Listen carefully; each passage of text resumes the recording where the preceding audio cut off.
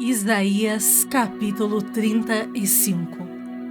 O deserto e a terra se alegrarão, o ermo exultará e florescerá como o narciso. Florescerá abundantemente, jubilará de alegria e exultará. Deu-se-lhes a glória do Líbano, o esplendor do Carmelo e de Sarão. Eles verão a glória do Senhor, o esplendor do nosso Deus. Fortalecei as mãos frouxas e firmai os joelhos vacilantes. Dizei aos desalentados de coração: sede fortes, não temais. Eis o vosso Deus. A vingança vem, a retribuição de Deus. Ele vem e vos salvará. Então se abrirão os olhos dos cegos e se desimpedirão os ouvidos dos surdos.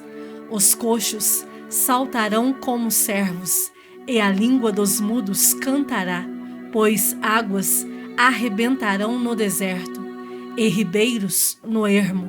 A areia esbraseada se transformará em lagos, e a terra sedenta em mananciais de águas. Onde outrora viviam os chacais, crescerá a erva com canas e juncos, e ali haverá bom caminho, caminho que se chamará o caminho santo. O imundo não passará por ele, pois será somente para o seu povo. Quem quer que por ele caminhe não errará, nem mesmo o louco. Ali não haverá leão, animal feroz não passará por ele, nem se achará nele, mas os remidos andarão por ele. Os resgatados do Senhor voltarão e virão a Sião com cânticos de júbilo. Alegria eterna coroará a sua cabeça. Gozo e alegria alcançarão, e deles fugirá a tristeza e o gemido. Isaías capítulo 36.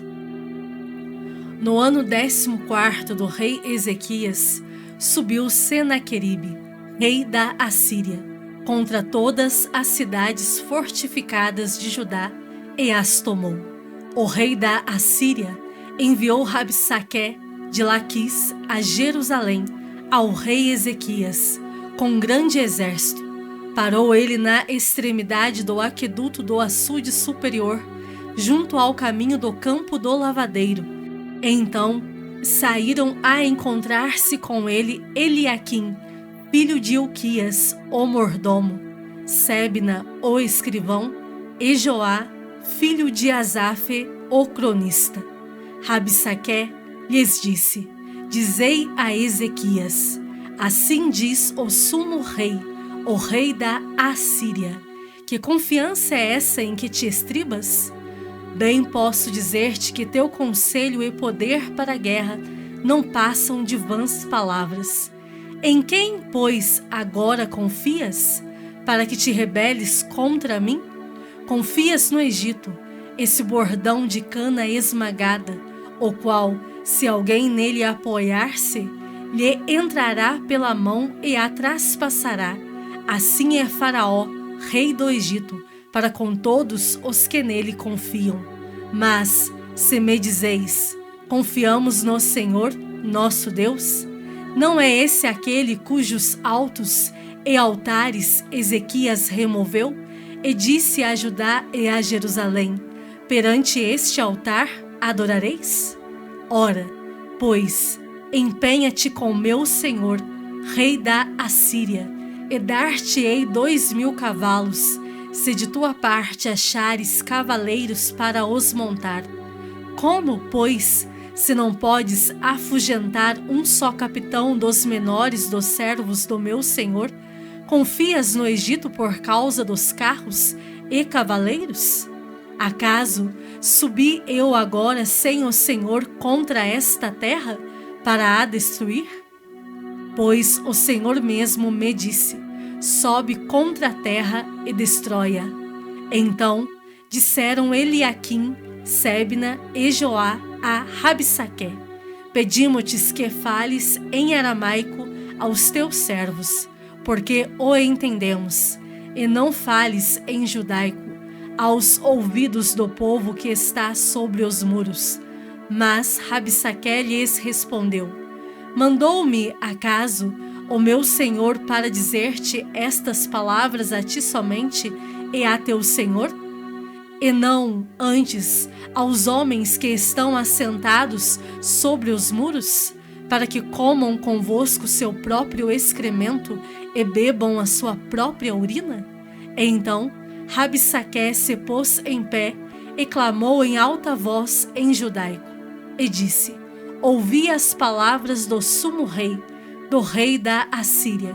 Assim diz o rei: não vos engane Ezequias, porque não vos poderá livrar, nem tampouco Ezequias vos faça confiar no Senhor, dizendo: o Senhor certamente nos livrará, e esta cidade não será entregue nas mãos do rei da Assíria.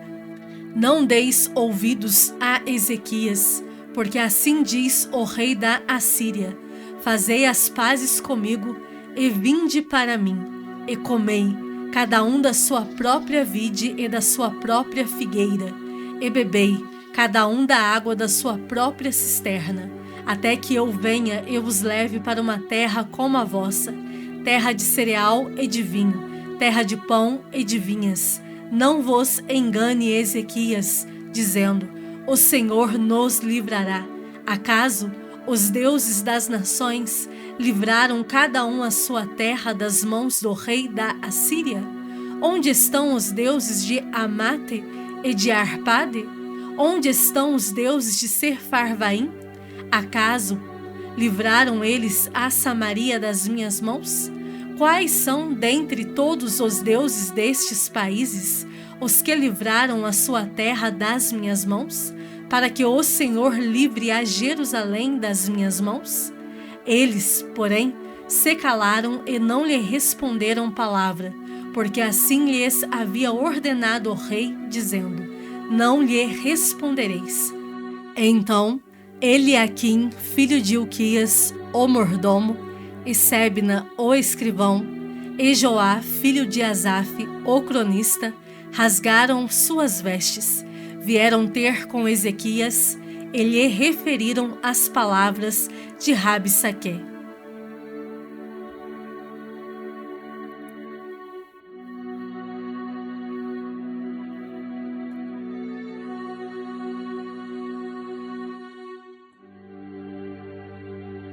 Salmos de número 89.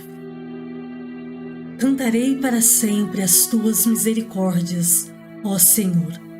Os meus lábios proclamarão a todas as gerações a tua fidelidade. Pois disse eu: a benignidade está fundada para sempre.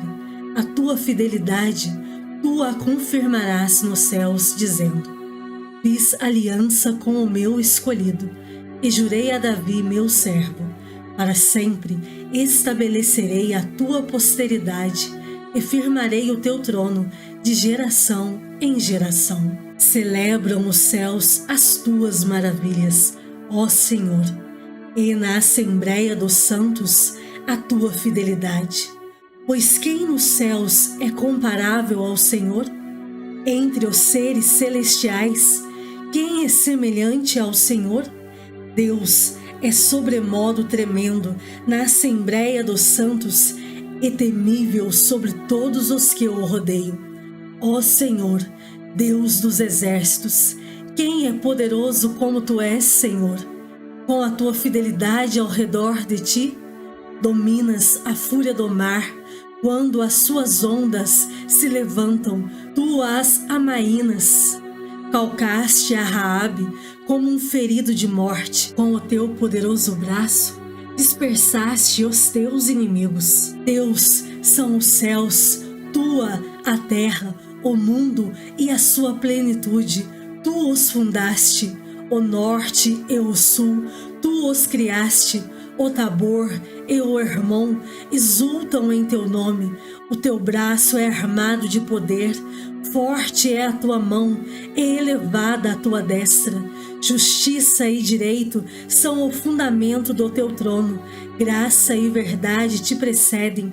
Bem-aventurado o povo que conhece os vivas de júbilo, que anda, ó Senhor, na luz da tua presença. Em teu nome de contínuo se alegra e na tua justiça se exalta, porquanto tu és a glória de sua força.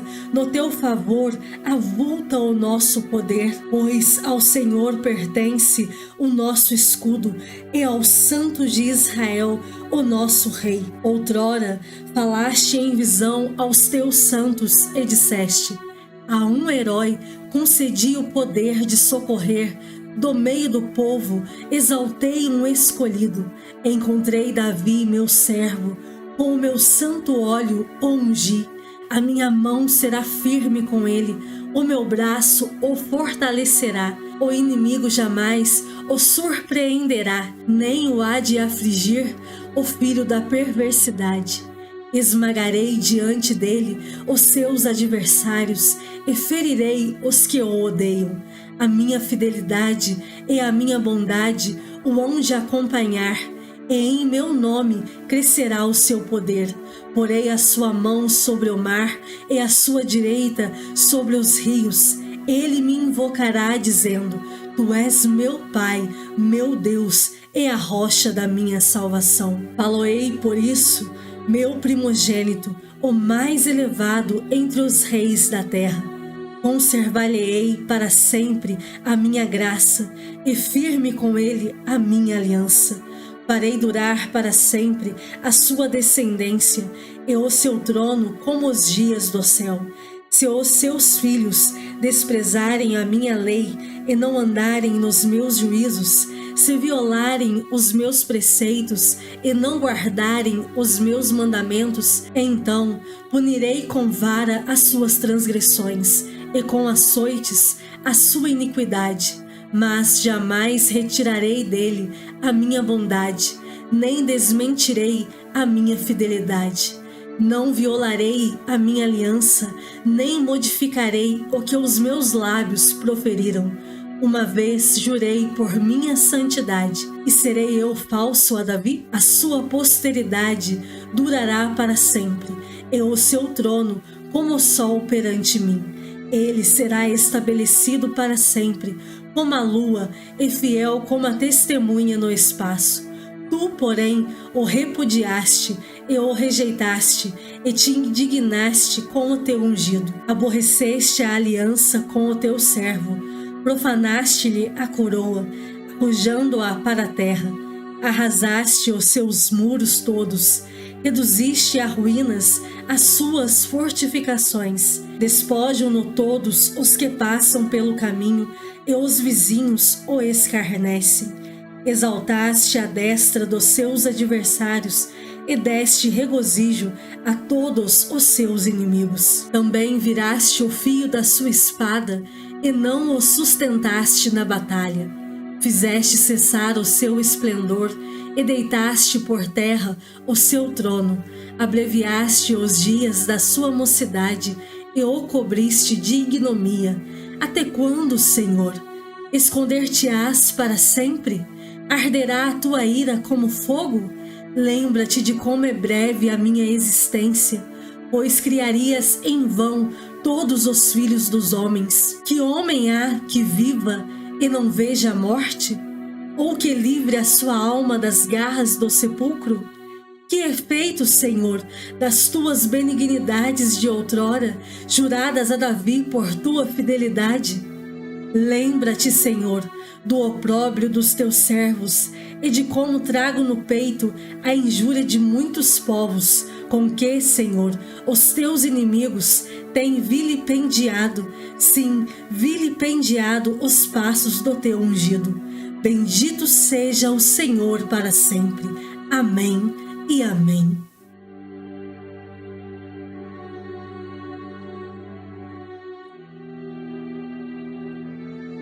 Atos, capítulo 10. Morava em Cesareia um homem de nome Cornélio, centurião da coorte chamada Italiano, piedoso e temente a Deus com toda a sua casa, e que fazia muitas esmolas ao povo e, de contínuo, orava a Deus. Esse homem observou claramente, durante uma visão, cerca da hora 9ª do dia, um anjo de Deus que se aproximou dele e lhe disse: Cornélio. Este, fixando nele os olhos e possuído de temor, perguntou: Que é, Senhor? E o anjo lhe disse: As tuas orações e as tuas esmolas subiram para a memória diante de Deus. Agora, envia mensageiros a Jope e manda chamar Simão, que tem por sobrenome Pedro. Ele está hospedado com Simão, curtidor, cuja residência está situada à beira-mar. Logo que se retirou o anjo que lhe falava, chamou 2 dos seus domésticos e um soldado piedoso dos que estavam a seu serviço. E, havendo-lhes contado tudo, enviou-os a Jope. No dia seguinte, indo eles de caminho e estando já perto da cidade, subiu Pedro ao eirado, por volta da hora 6ª, a fim de orar. Estando com fome, quis comer, mas, enquanto lhe preparavam a comida, sobreveio-lhe um êxtase. Então, viu o céu aberto e descendo um objeto como se fosse um grande lençol, o qual era baixado à terra pelas 4 pontas, contendo toda sorte de quadrúpedes, répteis da terra e aves do céu. E ouviu-se uma voz que se dirigia a ele: Levanta-te, Pedro, mata e come. Mas Pedro replicou: De modo nenhum, Senhor, porque jamais comi coisa alguma comum e imunda. Segunda vez a voz lhe falou: Ao que Deus purificou, não consideres comum. Sucedeu isto por 3 vezes e, logo, aquele objeto foi recolhido ao céu. Enquanto Pedro estava perplexo sobre o qual seria o significado da visão, eis que os homens enviados da parte de Cornélio, tendo perguntado pela casa de Simão, pararam junto à porta e, chamando, indagavam se estava ali hospedado Simão, por sobrenome Pedro. Enquanto meditava Pedro acerca da visão, disse-lhe o Espírito: Estão aí 2 homens que te procuram. Levanta-te, pois, desce e vai com eles, nada duvidando, porque eu os enviei. E, descendo Pedro para junto dos homens, disse: Aqui me tendes, sou eu a quem buscais? A que viestes? Então disseram: O centurião Cornélio, homem reto e temente a Deus, e tendo bom testemunho de toda a nação judaica, foi instruído por um santo anjo para chamar-te à sua casa e ouvir as tuas palavras. Pedro, pois, convidando-os a entrar, hospedou-os. No dia seguinte, levantou-se e partiu com eles. Também alguns irmãos dos que habitavam em Jope foram em sua companhia. No dia imediato, entrou em Cesareia. Cornélio estava esperando por eles, tendo reunido seus parentes e amigos íntimos. Aconteceu que, indo Pedro a entrar, lhe saiu Cornélio ao encontro e, prostrando-se-lhe aos pés, o adorou. Mas Pedro o levantou, dizendo: Ergue-te, que eu também sou homem. Falando com ele, entrou, encontrando muitos reunidos ali, a quem se dirigiu, dizendo: Vós bem sabeis que é proibido a um judeu ajuntar-se ou mesmo aproximar-se a alguém de outra raça. Mas Deus me demonstrou que a nenhum homem considerasse comum ou imundo. Por isso, uma vez chamado, vim sem vacilar. Pergunto, pois, por que razão me mandastes chamar? Respondeu-lhe Cornélio: Faz hoje 4 dias que, por volta desta hora, estava eu observando em minha casa a hora 9ª de oração, e eis que se apresentou diante de mim um varão de vestes resplandecentes, e disse: Cornélio, a tua oração foi ouvida e as tuas esmolas lembradas na presença de Deus. Manda, pois, alguém a Jope a chamar Simão, por sobrenome Pedro. Acha-se este hospedado em casa de Simão Curtidor, à beira-mar. Portanto, sem demora, mandei chamar-te e fizeste bem em vir. Agora, pois, estamos todos aqui na presença de Deus, prontos para ouvir tudo o que te foi ordenado da parte do Senhor. Então falou Pedro, dizendo: reconheço por verdade que Deus não faz acepção de pessoas. Pelo contrário, em qualquer nação, aquele que o teme e faz o que é justo lhe é aceitável. Esta é a palavra que Deus enviou aos filhos de Israel, anunciando-lhes o evangelho da paz, por meio de Jesus Cristo. Este é o Senhor de todos.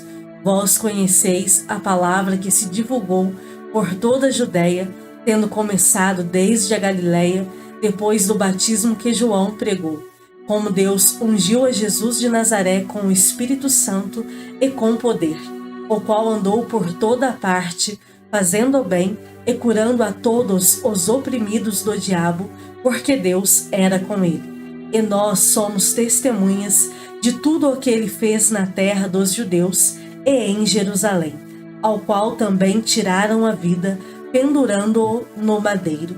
A este ressuscitou Deus no terceiro dia e concedeu que fosse manifesto, não a todo o povo, mas às testemunhas que foram anteriormente escolhidas por Deus, isto é, a nós que comemos e bebemos com ele, depois que ressurgiu dentre os mortos, e nos mandou pregar ao povo e testificar que ele é quem foi constituído por Deus, juiz de vivos e de mortos. Dele, todos os profetas dão testemunho de que, por meio de seu nome, todo aquele que nele crê recebe remissão de pecados. Ainda Pedro falava estas coisas quando caiu o Espírito Santo sobre todos os que ouviam a palavra. E os fiéis que eram da circuncisão, que vieram com Pedro, admiraram-se porque também sobre os gentios foi derramado o dom do Espírito Santo, pois os ouviam falando em línguas e engrandecendo a Deus. Então perguntou Pedro: porventura pode alguém recusar a água para que não sejam batizados estes que, assim como nós, receberam o Espírito Santo? E ordenou que fossem batizados em nome de Jesus Cristo. Então lhe pediram que permanecesse com eles por alguns dias.